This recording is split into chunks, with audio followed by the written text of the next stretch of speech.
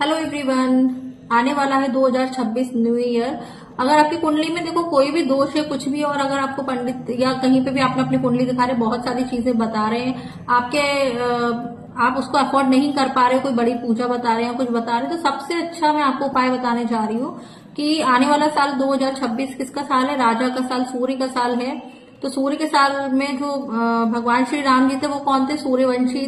भगवान श्री राम सूर्यवंशी थे। तो आप जय श्री राम के मंत्र जाप कर सकते हैं, राम राम राम का नाम जाप कर सकते हैं। तो इस तरीके से आप, या सूर्य भगवान का मंत्र है उसको चैंट कर सकते हैं। तो इस तरीके से आपकी कुंडली में कोई भी दोष होंगे वो बहुत ही जल्दी दूर हो जाएंगे। या ये कह सकते हैं आपका पास्ट लाइफ, नाम जाप से क्या होता है, मंत्रा चैंटिंग से क्या होता है, आपका पास्ट लाइफ कार्मिक जो होता है वो क्लियर होता है। जितना बैगेज आप पिछले जन्म का लेकर के आए हो ना यहाँ पर भोगने के लिए, तो वो नाम जाप से क्लियर होता है। नाम जाप कहीं भी पर भी बैठ के कभी भी आप कर सकते हैं।